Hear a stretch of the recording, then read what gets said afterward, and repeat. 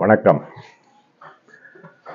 நான் யார் அப்படின்ற இதில் வந்து தொடரில் சயின்ஸஸ் டூர் சேனல், சிஏஎஸ்எஸ் சேனல் ரெண்டுத்தையும் மாற்றி மாற்றி போடுறேன்.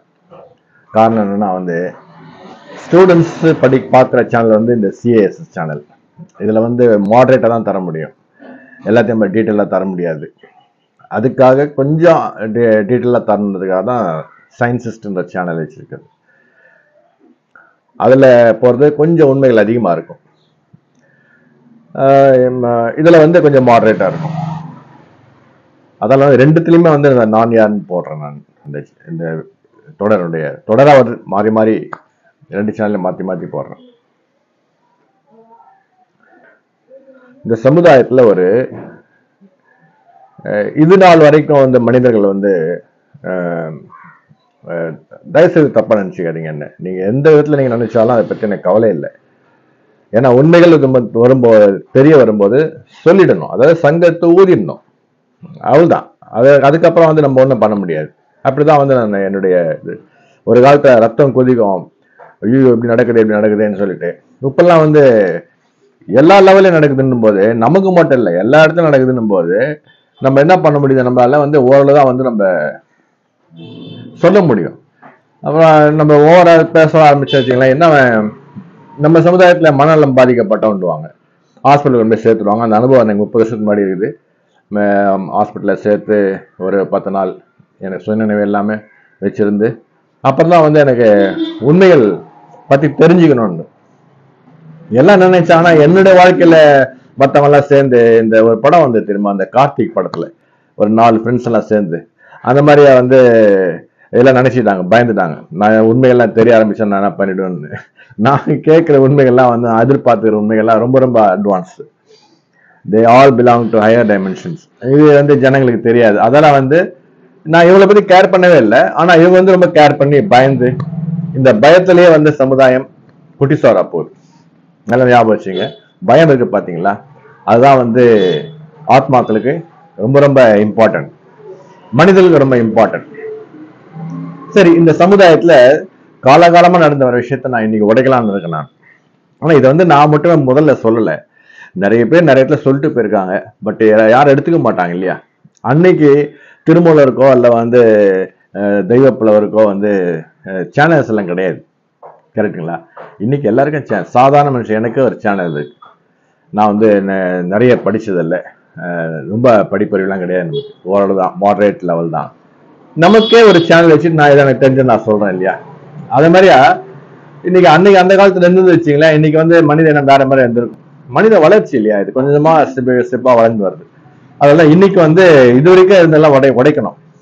அப்போ வந்து அப்போ ஆத்மாக்களுக்கு கண்டிப்பா சில சந்தோஷம் வரும், சில கோவம் வரலாம். நம்ம அதெல்லாம் ஒன்றும் பண்ண முடியாது, சொல்ல வேண்டியதை சொல்லிடணும், அவ்வளவுதான். என்ன நடக்குதுன்னா, இந்த சமுதாயத்தை வந்து காலகாலமா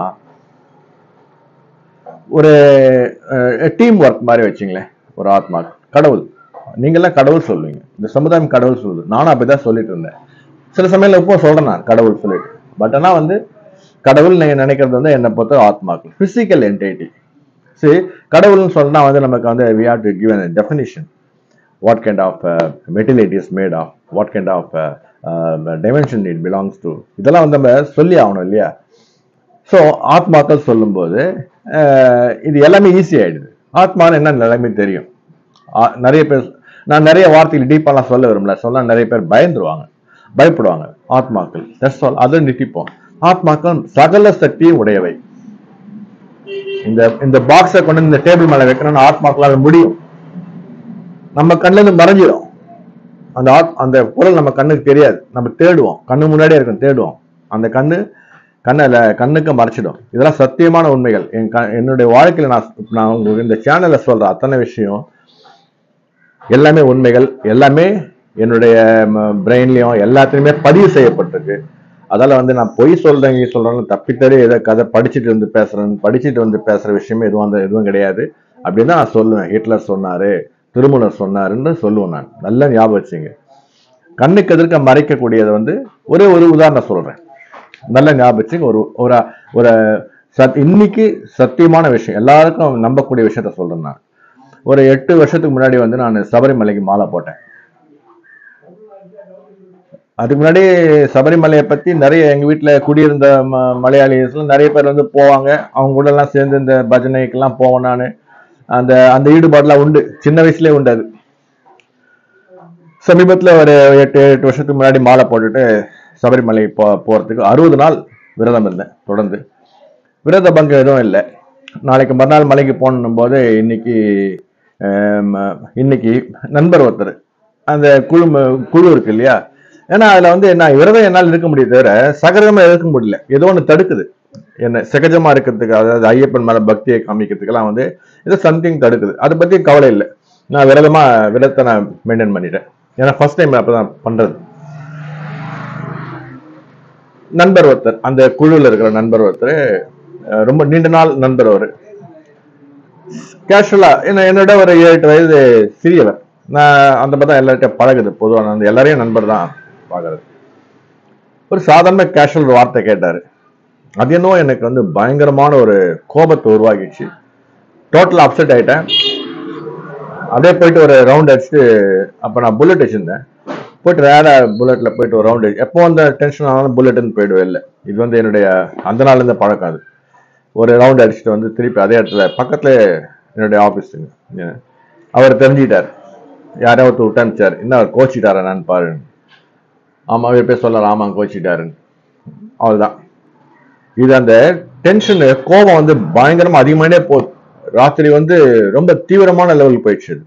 அதாவது அவரை கொலை பண்ணணுன்ற அளவுக்கு வந்துச்சுன்னு வச்சுங்களேன். அந்த அளவுக்கு. ஏன் இந்த மாதிரி கேட்டான் அவன், ஏன் இப்படி கேட்டான்?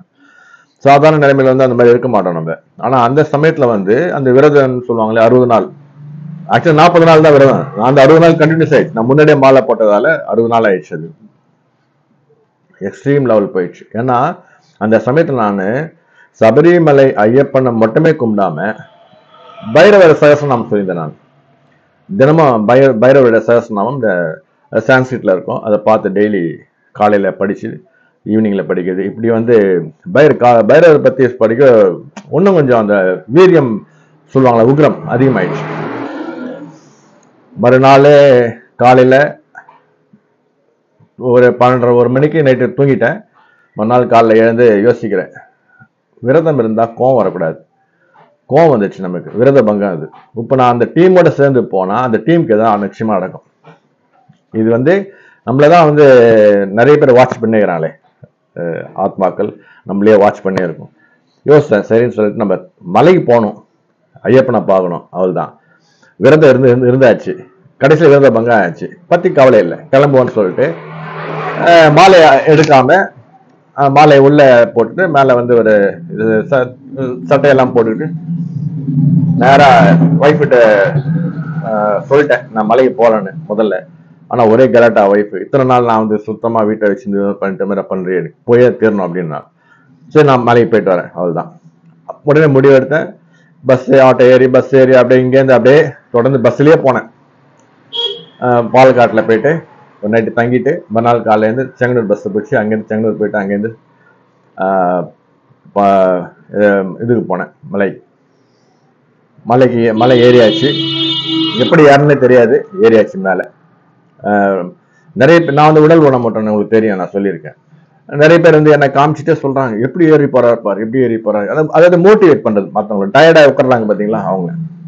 ரைட், கடவுள் ஐயப்பன் ஏதோ சக்தி நமக்கு உந்துதல் கொடுத்தது. போயாச்சு. அது மின்னல் வேகத்துல போன மாதிரி வச்சுங்களேன். அப்படிதான் மேல போயிட்டு ஐயப்பண்ண கிட்ட போறோம். அது வந்து நான் வந்து படி ஏறல, 18 படி ஏறல. ஏன்னா நான் மாலை போட்டிருந்தாலும் விரத பங்கம் ஆயிடுச்சு. செங்கனூர்ல ஒரு சம்பவம் நடந்தது. செங்கனூர்ல வந்து சாப்பிடலான்ட்டு போயிட்டு இது பண்ணும்போது இலை கொண்டு வச்சாங்க. இந்த ஹோட்டல்ல மேல வந்து வெறும் HOTEL ஹோட்டல் அப்படிதான் போட்டிருந்தது. வேற எதுவுமே எந்த எழுத்தும் கிடையாது. என்ன ஃப்ராடு பண்றாங்க பாருங்க. இதெல்லாம் வந்து சமுதாய கிருமிகள் இவங்கெல்லாம். ஹோட்டல் போட்டுருக்கு, ஹோட்டல் போட்டு நினைச்சு நேரம் போயிட்டு யோசிக்க இல்லை. முன்ன பின்ன போயிருந்தானே தெரியும்.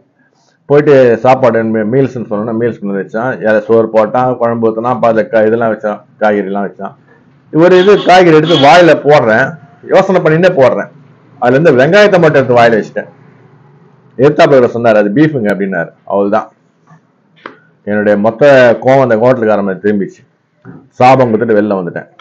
அப்படியே வாயை கொப்பிச்சுட்டு விரதம் 2வது ஆயிடுச்சுங்களா. அதாவது போகக்கூடாதுன்றது தடை, போகக்கூடாது மலைக்கு அப்படின்றது தடை இது. சரி, ரைட், ஓகே. மலை மேலே ஏறியாச்சு. ஏறி கிட்ட போயாச்சு. ஐயப்பன் கருப்பு கருப்பா தெரிஞ்சது. ஐயன் கருப்பு சிலை எப்படி இருக்கும்? நம்ம ஊர்ல சிலைகள் எப்படி இருக்கும்? கருப்பு சிலை தானே இருக்கும். சிலை கருப்பா தானேங்க இருக்கும். மூல மூல கர்ப்பகிரகத்தில் இருக்கிறது. சரி, வித்தியாசமாகுது. அந்த கருப்பா இருந்தாலும் அது ஏதோ ஒரு ஷேக் ஆற மாதிரி இருந்தது. ஒரு இந்த நம்ம டிவி அந்த காலத்து சிஆர்டி டிவி போட்ட உடனே வெள்ளையா வரும் தெரியுமா, அந்த காஸ்மிக் ரேஸ்னுடைய இது வந்து பார்ப்போம். அதுக்கப்புறம் தான் சேனல் கொடுப்போம். அதே மாதிரி இது வந்து பிளாக்ல இருக்குது, ஒரு கிரே கலர்ல ஷேக் ஆகுது அந்த ஐயப்பனோட உருவம். அதே சின்ன சைஸ் உருவம் தான். சரி, அதுதான் சொல்லிட்டு பழங்காலத்து சிலை நினைச்சுட்டு வந்துட்டேன். வீட்டுக்கு வந்து 4 மாசம் ஆயிடுச்சு. 4 மாசம் கழிச்சு யார்கிட்ட என் பிரதர்கிட்ட தான் அங்கேருந்து போன் பண்ண, பார்த்துட்டேன்பா ஐயப்பனை, இறங்கி வரேன் அப்படின்னு சொல்லிட்டேன். அதாவது சிலைன்றது தங்க சிலையா கற்சிலையான்றது நமக்கு எந்த ஐடியாவும் கிடையாது. யாரும் வந்து என்ன சந்தேகப்பட்டு கேட்டாலும் கேட்டிருப்பாங்க, என்னப்பா சிலையை பார்த்து எப்படி இருந்தது, ஐயப்பனை பார்த்து எப்படி பாக்குறதுன்னு கேட்டிருப்பாங்க. யாரும் எம்எல்ஏ பத்தி கேட்கவும் இல்லை, நானும் அதை பத்தி யோசிக்கல. 4 மாசம் கழிச்சு ஒரு டீ ஷாப் உட்காந்து பேசும்போது அது கற்சிலைப்பா அப்படின்னு சொல்லி சொன்னோன்னே எல்லாம் சிரிச்சாங்க, எல்லாம் சந்தேகப்பட்டாங்க. நான் மலையை போல போய் சொல்லியிருக்கேன் அப்படின்னு நினைச்சிருக்காங்க போல. என்ன அது, என்ன சிரிக்கிறீங்கன்னா, அது கோல்டுங்க. அது இல்லப்பா, நான் பார்த்து கற்சிலைப்பா, கல்லு சிலைப்பா அது. இல்ல அது கோல்டன். அப்புறம் தான் எனக்கு ரொம்ப ஷாக் ஆயிடுச்சு. எல்லா இடத்துல தோன்றேன், யாரெல்லாம் வயசுல பெரியவங்க 40 முறை 50 முறைலாம் போனவங்க எல்லாம் கூப்பிட்டு கேட்கிறேன், எல்லாரும் போய் பார்த்து கேட்கிறேன், முகநூல்ல கேட்கிறேன். எல்லாரும் சொல்றாங்க அது கோல்டு, தங்க சிலை அப்படின்னு. அப்ப நமக்கு ஏன் இதுவா தெரிஞ்சது, ஆல்ரெடி விரத பங்கம் ஆச்சு, அதால நமக்கு தரிசனம் தரல. இந்த சின்ன விஷயம் நம்ம புரிஞ்சுக்கிறது 4 மாசம் ஆயிடுது.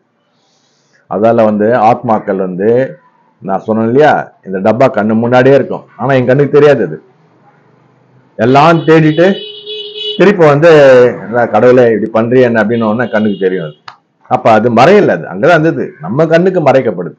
இதுதான் விஷயம். ஆத்மாக்கள் இந்த விஷயத்த ரொம்ப சர்வசாதாரணமா செய்யும்.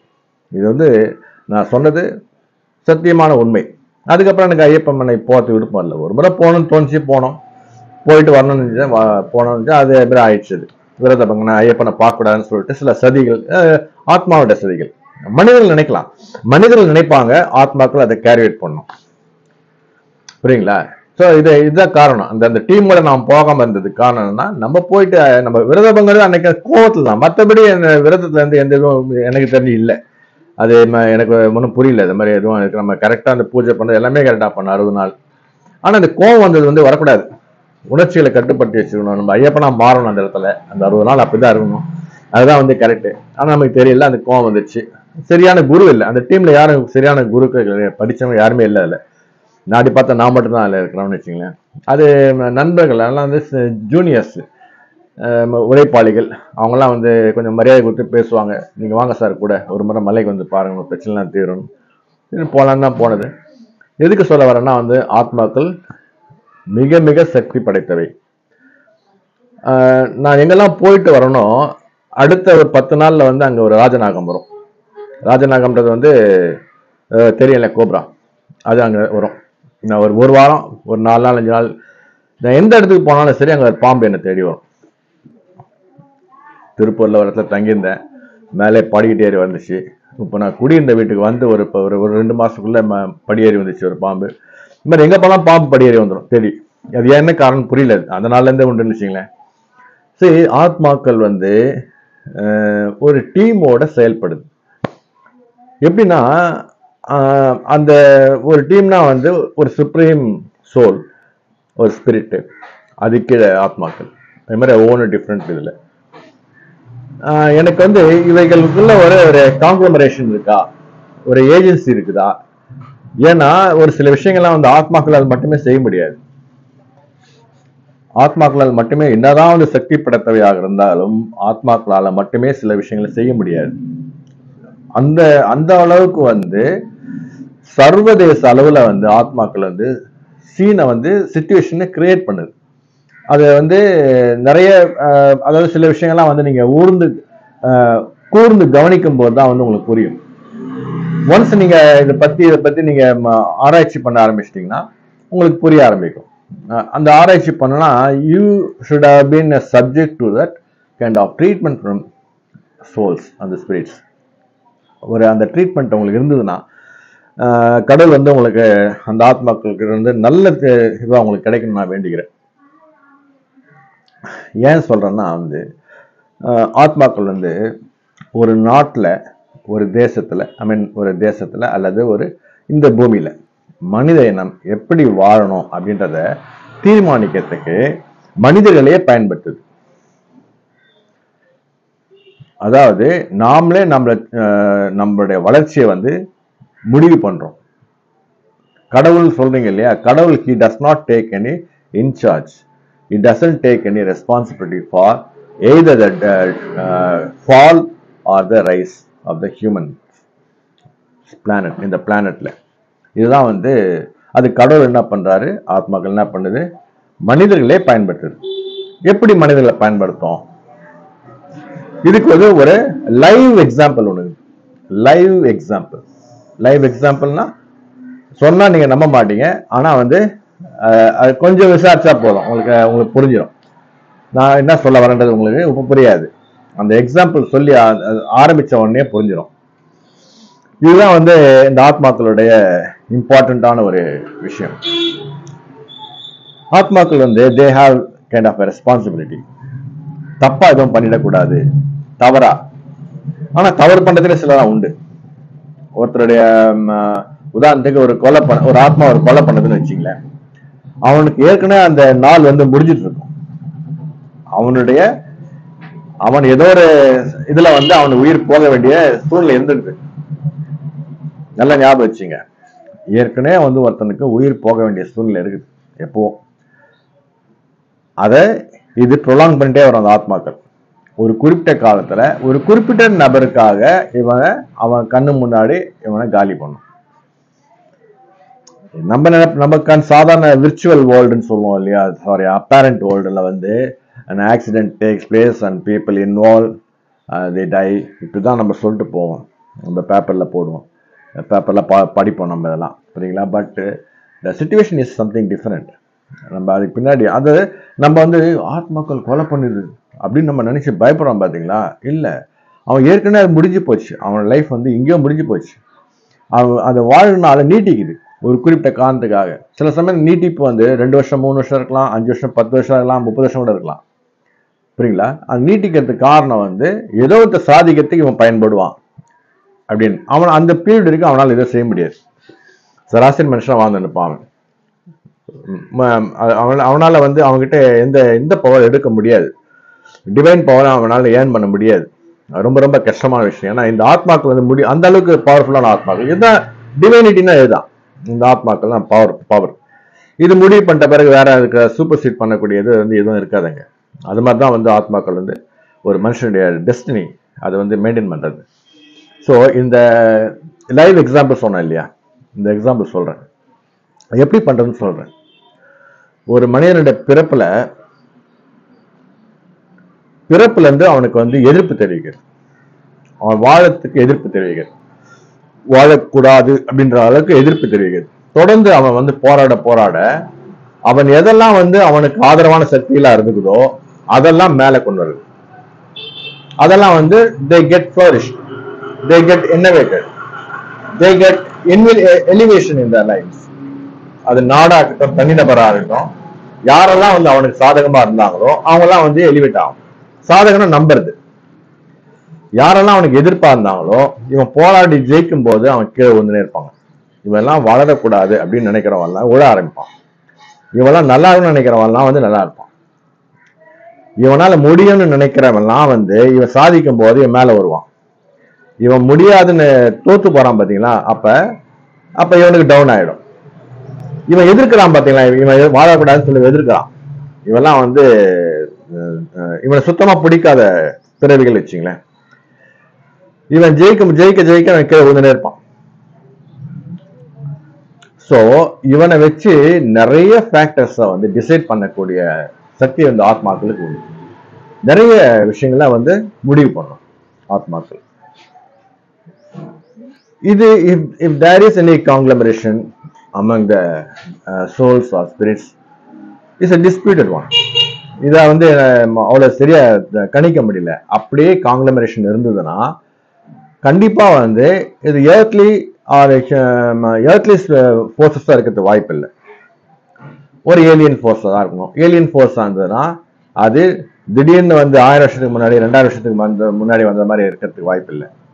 பல லட்சம் வருடங்களாக பூமியிலேயே மனித இனத்தை உருவாக்கத்துல ரொம்ப சொபிஸ்டிகேட், அதுல வந்து ரொம்ப ரொம்ப சொபிஸ்டிகேட்டான ஒரு அமைப்பா தான் இருக்கணும். ஒரு ஏலியன் அமைப்பா தான் இருக்கிறதுக்கு வாய்ப்பு. ஏலியன் சொல்லக்கூடாது ஆக்சுவலா. அது ஏன்னா நம்மளை உருவாக்கி வளர்க்கணும், அது எப்படி ஏலியன் நம்ம சொல்ல முடியும்? நம்ம குறுகிய பார்வையில பாக்குற மாதிரி ஆயிடும். மனித இனத்தை உருவாக்கி வளர்க்கக்கூடிய சக்தியை வந்து நம்ம எப்படி ஏலியன் சொல்ல முடியும்? நமக்கு அது சொல்றதுக்கு நமக்கு அதிகாரமே இல்லை ஆக்சுவலா. அப்ப வந்து அதுதான் வந்து நம்ம கடவுள், ஏகம், பரம்பொருள், அல்லா, கர்த்தர் இப்படிலாம் சொல்றதுக்கு காரணம் வந்து இவங்கெல்லாம் தெரியாது. இந்த ரியாலிசம் தெரியாம சொல்றதெல்லாம் ஏதோ சக்தியை செய்துப்பா, ஏதோ கடவுள் செய்யறதெல்லாம் அவ்வளவுதான். என்ன கடவுள் ஏதோ இந்த விஷயத்துல வந்து இந்த இவங்க சொல்லுவாங்க பாத்தீங்களா, அப்ரஹாமிய ரிலீஜியன் சொல்லுவாங்க. நம்ம எச்ராஜா அடிக்கடி சொல்லுவார். அது யூதர்கள், இஸ்லாம், கிறிஸ்துவம், இது மூணுமே வந்து கடவுளுக்கு உருவம் தரல. இதெல்லாம் வந்து கிட்டத்தட்ட வந்து ஓரளவுக்கு வந்து ரியலிஸ்டிக்கா இருக்குது. நம்ம என்ன பண்ணிருக்கோம், இந்து கலாச்சாரத்துல வந்து எல்லாத்துக்குமே ஒரு கடவுள், ஒரு ஆத்மா, ஒரு கடவுள், ஒரு ஆத்மா, ஒரு கடவுள். எனக்கு ஒரு ஆத்மா ஹெல்ப் பண்ணா அந்த ஆத்மாவை கடவுள் ஆகிறது. நான் எத்தனை ஆத்மா கடவுள் ஆகுறது? அப்ப நான்லாம் வந்து ஆயிரக்கணக்கான ஆத்மாவில கடவுள் ஆயிருக்கணும். நான் ஆத்மாக்கள் எல்லாருக்கும் உதவி செய்யும், கோவப்படும், தமாஷ் பண்ணும், ரொம்ப வேடிக்கை காமிக்கும். ஆத்மாக்கள் வேடிக்கை காமிக்கக்கூடிய ஆத்மாக்கள்லாம் உண்டு, காமெடி பண்ணக்கூடிய ஆத்மாக்கள்லாம் உண்டு, ரௌத்திரத்தோட இருக்கிற ஆத்மாக்கள்லாம் உண்டு. அது நம்மளை பாதிக்கும் போது நம்ம அதனுடைய எண்ணங்களை நம்ம வெளிப்படுத்துறோம், செயல்படுத்துறோம். நம்ம மூலா சில விஷயங்களை சாதிக்கணும். என்னது ஒண்ணு இல்ல, ஒரு பணம் வேணும்னு சொல்லிட்டு வாழ்ந்த மனுஷன் ஒருத்தன் இறந்து போறான் வச்சுங்க, பணத்துக்காக அலையறான், கஷ்டப்படுறான், வாழ்நாள் ஃபுல்லா கஷ்டப்பட்டு ஒரு செத்து போறான் வச்சுங்க. அவன் ஆத்மா யார்கிட்ட எல்லாம் போதோ அவங்க எல்லாம் வந்து மேல வருவாங்க. ஏன்னா இவன் பணம் சம்பாதிக்கணும் இல்லையா, இந்த ஆத்மா ஒட்டிக்கணுமா இது தெரியாது. இது சாதாரண சராசரி ஆத்மா பணம் சம்பாதிக்க பத்தி மட்டுமே யோசிச்சாரு, வேற பத்தி யோசிக்கல. அந்த ஆத்மாவுக்கு வந்து யார் உடம்புல போய் பூந்துக்குதோ அவங்களுக்கு தெரியாது, வேற எதுவுமே பண்ணாது. பணம் சம்பாதிக்கிறது மட்டும் தான் இது மைண்ட்ல இருக்கும். அவன் மைண்ட்ல இது ஒரே எண்ணத்தை மட்டும் தான் உருவாக்கும், பணம் சம்பாதிக்கணும், வேற எந்த எண்ணத்தை உருவாக்காது. ஏன்னா இவனோட இறந்து போகும்போது இறக்குற வரைக்கும் அவன் மனுஷன் எப்படி இருந்தான், பணம் சம்பாதிக்கிறத பத்தி மட்டும்தான் யோசிந்தான். அதே மாதிரியா காம எண்ணங்களோட இருக்கிற மனுஷன் இறந்து போயிட்டா அவனுக்கும் அதேதான்.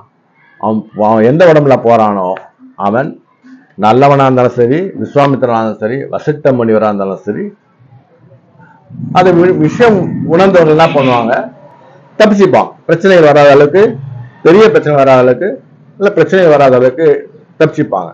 விஷயம் தெரியாதவங்க மாட்டிக்கிட்டு போக்சோ கேஸ்ல மாட்டிப்பாங்க. ஒரு 20 வருஷம் கேஸ், மர்டர் கேஸ், அந்த கேஸ் இதெல்லாம் போயிட்டு இதுல மாற்றவங்க தான் எல்லாமே. இதுக்கு வந்து நம்ம அப்ப இவங்கெல்லாம் வந்து குற்றவாளிகள் இல்லைன்னு சொல்ல முடியுமா அப்படின்னு ஒரு கேள்வி கேட்கலாம். குற்றவாளிகள் தான். ஏன்னா நெருப்பு சுடன்னு தெரியும் இல்லையா. சமுதாயத்தை வழிமுறைகள் எதுக்கு சமுதாயம் கொடுத்துருக்குது, அந்த வழிமுறைகள் இப்படிதான் வான்னு சொல்லிட்டு இது சொல்லுது. சட்டம் எதுக்கு இருக்குது, அரசியல் என்ன சட்டம் எதுக்கு இருக்குது. சோ இதெல்லாம் வந்து நான் இது மீறி நான் செஞ்சேன்னு சொன்னா வந்து ஏதோ நீங்க செய்த தவறுக்கு ஏற்ற தண்டனைகள் உண்டு. சில சமயம் கடவுள் தண்டனை கொடுப்பார், உள்ள இருந்தே கொடுப்பார், நம்ம வாழ்க்கையை மாற்றி அமைப்பார். இல்ல இப்படிதான் வாழணும் நெருக்குவார், இப்படிதான் வாழணும், நீ அந்த மாதிரி தவறுகளை பண்ணிட்டேன், இப்படிதான் வாழணும் நெருக்குவார். நம்ம அந்த நெருக்கடிக்கு அட்ஜஸ்ட் பண்ணி அதுக்கேற்ற மாதிரி அடாப்ட் பண்ணி நம்ம வாழ்க்கையை வாழறோம். நிறைய பேர் வாழறாங்க உலகத்துல, அது வந்து வெளில தெரியவே தெரியாது. ஸோ இப்ப நான் யாருன்னு சொன்னேன் இல்லையா, இப்ப நான் ஒன்னும் சொல்ல ஆரம்பிக்கல. இப்ப அடுத்த இதுல வந்து நான் வந்து எக்ஸாம்பிளோட சொல்றேன். வாழ்க்கையில் நடக்கிற சம்பவங்களோட அதுக்கு பின்னணியில என்னெல்லாம் இருக்கு, இதெல்லாம் வந்து ரொம்ப சிம்பிளான விஷயம். இன்னைக்கு உலகம் ஃபுல்லா ஆல்மோஸ்ட் எல்லாமே நிறைய பேர் விழிப்புணர்வு வந்துருச்சு. நான் பாக்குறேன் நிறைய பேர் என்ன அடையாளம் கண்டுபிடிக்கிறாங்க. அதாவது மனிதர்கள் ஒருத்தர் என்ன வந்து நான் தெரியாம இருந்தேன். நான் ஒரு 35-40 வருஷம் யாருக்கு நிறைய பேர் தெரியாது. சாதாரண மனுஷன் தான், எல்லாம் பார்ப்பாங்க. நான் சாதாரண மனுஷன் தான். ஆனா ஆத்மாக்கள் உள்ளத்துல என்ன எல்லாருக்குமே தெரியும். ஆத்மாக்களை பற்றி மறிந்த மனிதர்கள் அனைவருக்கும் என்னை பார்க்கும்போது அடையாளம் கண்டுபிடிச்சிடுவாங்க. This personality is in charge for this kind of activities in the world அப்படின்னு. ஆனா ஒண்ணு, பீப்புள் ஆர் பீயிங் மிஸ்லெட். அந்த கன்செப்ஷன் ஆஃப் ஐடியாஸ் அது வந்து அவங்களுடைய ரியாலிட்டிக்கு ஆப்போசிட்டா இருந்து வச்சுங்களேன். நான் ஏற்கனவே சொன்னேன், ஒரு எண்ணத்தை ஒருத்தரை பத்தி எண்ணத்தை ஃபார்ம் பண்றதுன்னா வந்து உங்களுடைய தராதரத்துக்கு ஏற்ற மாதிரி நீங்க ஃபார்ம் பண்ண முடியும். தராதரம் என்னது? உங்க சிந்தனைகள் தராதரம், உங்களுடைய அவேர்னஸ். இதை வச்சுதான் நீங்க இதை பத்தி எண்ணத்தை உருவாக்குவீங்க. சோ இதுல உங்க எண்ணத்தை உருவாக்கிட்டீங்க இவரை பத்தி. இவரு வந்து சமுதாயம் வந்து டெஸ்ட் பண்ணுது. ஏன்னா நீங்க எண்ணத்தை உருவாக்கிட்டீங்க, நீங்க சாதாரண மனுஷன் இல்லை. சாரி, இந்த எண்ணத்தை உருவாகின பிறகு ஆத்மாக்கள் they listen to your thought. அதுக்கேற்ற மாதிரியா if that is true they want to test this personality. எப்ப வந்து அது இல்லை அப்படின்னு தெரிய வரும்போது, நீ நினைச்ச மாதிரி இல்லை வேற மாதிரி தெரியும் போது you will be corrected. Okay, நீங்க வெறும் தாட் மட்டும் தான் வச்சிருந்தீங்க. அந்த தாட்டோட நீங்க செயல்பாட இவருக்கு எதிராக நடந்திருந்ததுன்னா கர்மாவாயிடம் மாறிடும். இதுதாங்க ரொம்ப சிம்பிள். கர்மாக்கு இதுதான் அர்த்தமே. உங்க thought and deed, thought and deed இது ரெண்டும் தான். வெறும் தாட் இருந்தா will be corrected, will be given enlightenment. Thought மட்டும் இல்லைன்னு செயல் இருந்ததுன்னா அப்ப நீங்க தண்டிக்கப்படுவீர்கள். அதுக்கேற்ற மாதிரியா எப்படி தண்டிக்கப்படுவீங்க? The same situation will be created in you. நீங்க என்னவா இந்த நபரை நினைச்சீங்களோ அதே மாதிரி மற்றவங்க உங்க நினைக்கிற மாதிரி சிச்சுவேஷன் லைஃப்ல கிரியேட் ஆயிடும். இதுதான் யதார்த்தமான விஷயம். மீண்டும் சந்திப்போம்.